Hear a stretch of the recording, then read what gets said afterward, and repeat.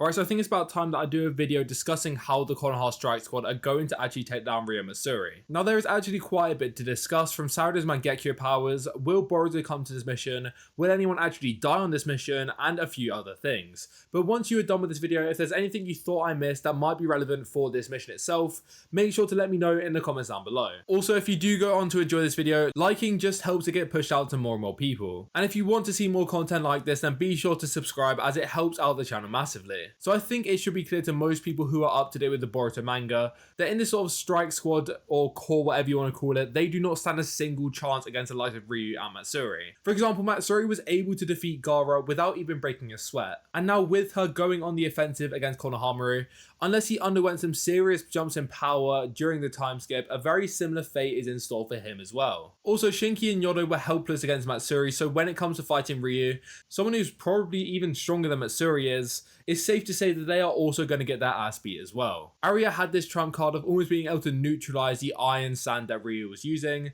but realistically I don't see this shifting the battle in their favour, and the chance for success of this mission will likely fall into the hands of Sarada and Mitsuki. And the way this arc has been set up, focusing on Sarada specifically, there is a massive internal conflict in her mind about what Sumire said to her, which is already shown to be taking a toll on her concentration on this mission, which to me implies that this will be useful information later in the arc. But since Sarada's Mangekyo sharingan is tied into her emotions, my logic is that since the story is so focused on how Sarada feels in this current mission, it almost feels skewed in a way that this will develop into the Mangekyo's first appearance besides its first awakening. The fact that the writers have kept this dojutsu hidden for so long, it almost feels inevitable that this mission will finally be the moment where we get to see what it's capable of. However, I don't want to go over the specifics of what this dojutsu will be able to do, otherwise this video will just go on for far too long. And I've already done a video on this topic, so once you're done with this one, make sure to go check out the video on the Mangekyo sharingan's abilities if that's something that you are interested in. And instead, I want to consider whether this dojutsu on its own will be able to single-handedly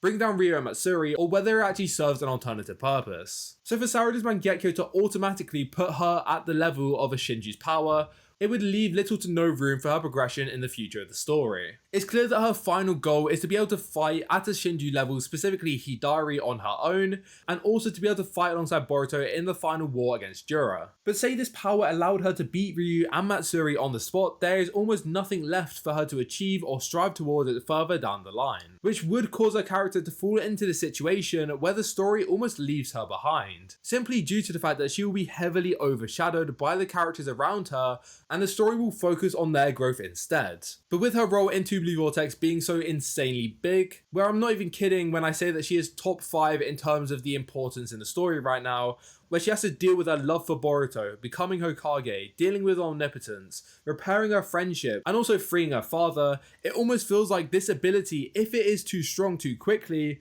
we could lose all of this juicy content we have surrounding her character in the future. And hence, I think this ability will be extremely strong, but also have a massive drawback to using this power. We all know how a Mangekyo sharingan turns a user blind, but I also think that this will take a huge toll on her chakra and body, which means this power is instead going to be oriented into being a stalling mechanism on this mission. However, I don't mean to say that to discourage Sarada fans, and I think it actually makes more sense for her character to be weaker now, but very similar to Himawari, she needs to master the power of the Mangekyo sharingan in order to reach the level of Boruto and beyond. And going back onto how she's going to use this as a stalling mechanism rather than just to simply take out Ryu and Matsuri, it takes me on to my next point, which is Kashin Koji's actual plan for this mission. So before the arc even started, Kawaki seemingly caught Boruto lacking on top of Hokage Monument. And if you're Boruto, you know damn well that if you're in the village, Kawaki will easily be able to find you. So it's clear with this knowledge, Boruto wanted to talk to Kawaki here, and there is absolutely no doubt about that. Then, as we all know, Boruto told Kawaki about how Amado had intentionally reduced his attacking potency in order to prevent Kawaki from dying before he could revive his daughter, which Boruto says is something he is reluctant to tell Kawaki, but he deems it as beneficial if he says it sooner than waiting for Kawaki to figure this out on his own. And I think the most important takeaway about this is where this was fit into the story. I remember thinking before this chapter came out that instead of the conversation between Boruto and Kawaki taking place, we would instead be jumping straight into the Sand Village mission. But the fact that we didn't tells me that the writers are going to make whatever happened in this altercation between these two to be relevant in the Sand Village mission itself. And I did get slightly scared when Boruto and Kashin Koji were arguing about Boruto going on this mission, as due to, like I described, where it was presented in the story, it made me think that this was going to be relevant to the Sand Village mission as well, where Boruto would end up showing up to save the shinobi and take the spotlight away from them once again. Which, if you saw the video I uploaded the other day about Boruto going on the Sand Village mission,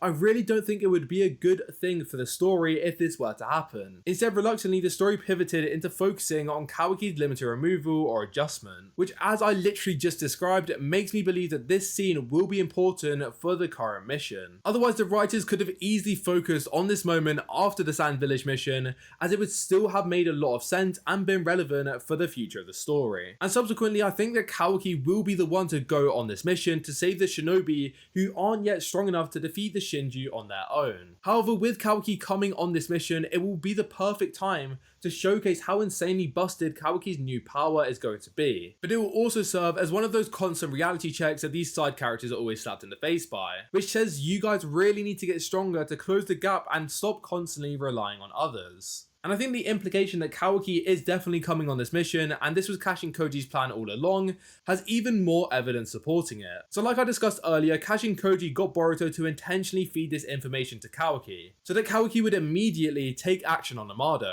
leading him to get his limiters removed as soon as possible. But then Kashin Koji had also devised a strategy for the shinobi to align with this idea that Kawaki will get his limiters removed and then go on to save them. Kashin Koji knew that he couldn't just let Ryu and Matsuri go to the Sand Village and allow Ryu to consume Gaara, which also actually implies that this will make the Shinju themselves much stronger if they end up consuming their final target, as there was a large matter of urgency in Kashin Koji's actions, devising this plan to stop Ryu and Matsuri in their tracks. But surely if Kashin Koji wanted to defeat these Shinju using brute force, he would have surely sent out Kawaki. But the fact that he didn't tells me that it's because he needed Kawaki whilst his mission was going on to get his limiters removed, because Kawaki in his current state wouldn't be able to easily overpower both the Shinju on his own. And there isn't any reason, like he has with Boruto and Himawari, to not go on this mission, as nobody is targeting Kawaki right now. He's almost like an untouchable, as Code isn't targeting Kawaki and is instead on his mission to kill Boruto. And on top of that, the Shinju can't kill Kawaki as they need to kill Boruto since he knows too much about them.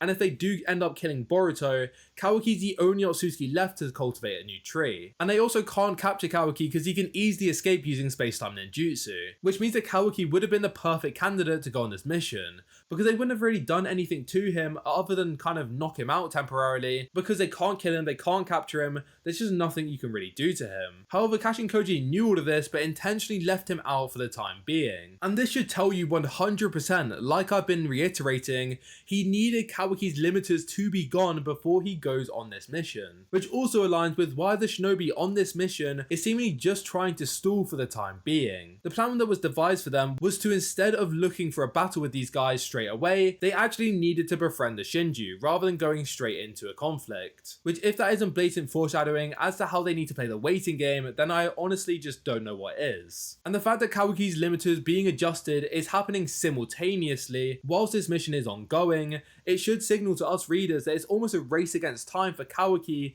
to get his limiters removed, then get to that mission before it all goes horribly wrong. So yeah, essentially, I think the purpose of this mission will be to showcase Sarada's Mangekyo powers, but also simultaneously show the growth that she needs to achieve to reach a Shinju level of power. And they will likely do this by creating a pathway for her to get stronger by showing us the drawbacks of this dojutsu, and hence there is still a need to focus on her character. It will also give Mitsuki and the Sand Village Shinobi a kick up the arse that they still aren't where they need to be at in terms of power. And obviously it's also the perfect way to showcase the destructive capabilities of Kawaki's new power-oriented version of the Karma. But there is still one more thing I want to discuss, and that is, will anything actually go wrong on this mission? Well, obviously we've already seen that Yodo has messed up one half of this mission by falling for Ryu's bait, which may actually be a bad signal to Kashin Koji that the probability of this mission succeeding without having any casualties is rapidly dropping. And also, going a little bit off track here, may actually lead to a conflict between Boruto and Kashin Koji. I've already gone over this lightly in previous videos, and I will dedicate a full one to this conflict very soon, but essentially I think that Kashin Koji is going to react in a very nervous way when Ada relays to him their current situation in the Sand Village, and this will inadvertently lead Boruto to press Kashin Koji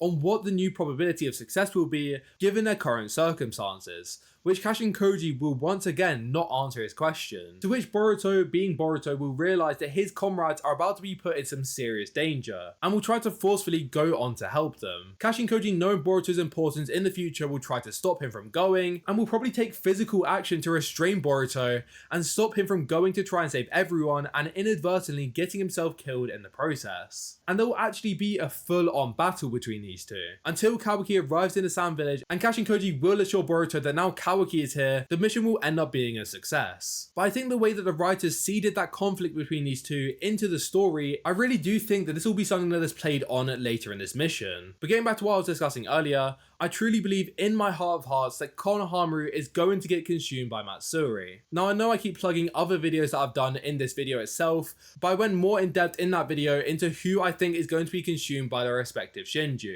and Konohamaru was at the top of my list as most likely to get consumed, just because he will serve as us finding out what happens when a shinju actually consumes their target. Will it make them stronger? Will it give them extra abilities? It will just be very interesting to see. And on top of that, it will give Mitsuki and Sarada a massive reality check that due to their lack of competence and power, their sensei of 5 years has ended up dying. Which to me, Konohamaru's role in the story has literally been set up where he just needs to almost die to provide much more meaningful characters like Team 7 and Boruto an insane amount of motivation to grow in terms of power. And with Sarada's Mangekyo awakening, like I described, relying on her training and resolving its drawbacks, Konohamaru dying will be the ultimate motivation for her. And the same goes for Mitsuki as well, with them needing some motivation and some boost in power that is going to allow them to at least get close to Boruto and Kawaki's level to help them defeat Jura and the Shinju. Konohamaru doesn't really have any writing surrounding him on like potential reasons for us readers to keep an eye on him to see how his character develops in the future. For example, Mitsuki has him searching for his son, Sarada I described in this video earlier, but there is lots attached to her character. Ada's searching for love and finding her way, also she is insanely powerful, which makes characters relevant anyways. Amado obviously just being sus, Shikamaru battling his duties as a Hokage and also trusting Boruto. Kawaki, well, we all know what he's trying to do, same with Boruto, same with Kashin Koji, and Himawari needs to master the Nine Tails power. All these characters have a purpose and a role in the story, but Konohamaru seems to be long gone. And the only thing I can really see him striving to try and do is saving Moegi. But come on now, who really cares about that? Maybe if you're some diehard Konohamaru fan, but his death would be one of the more meaningful ones in the story thus far. But yeah, going back to the mission, I think that Matsuri will be able to get away when Kawaki shows up, and she will also alert Jura about how strong and big of a threat Kawaki has become. And Ryu will die to the hands of Kawaki, and we will finally get to see how a Thorn Soul is used to revive people. Boruto and Kashin Koji have a little bit of their own conflict before Kawaki arrives. Kawaki arrives, defeats Ryu, Matsuri kills and consumes Konohamaru, she escapes and alerts Jura, and we go forward with all of this new knowledge. Or at least that's my predictions for chapter 19 and onwards. With that all said, that is going to be a wrap for this video. Make sure to leave your thoughts, anything you disagree with, want to add, or any general theories in the comments down below. If you did enjoy, then make sure to smash the like button just so this video gets pushed out to more and more people, and it just lets me know that you guys are enjoying the content at the moment. And if you want to see more content like this, then consider subscribing to the channel as it helps me out massively, and it also means that YouTube will recommend my videos to you in the future. I'm trying to upload every day in February, so if you don't want to miss any one of those videos, then also be sure to turn on notifications. But with that all said, I hope you enjoyed, and I'll see you all in the next one. Goodbye.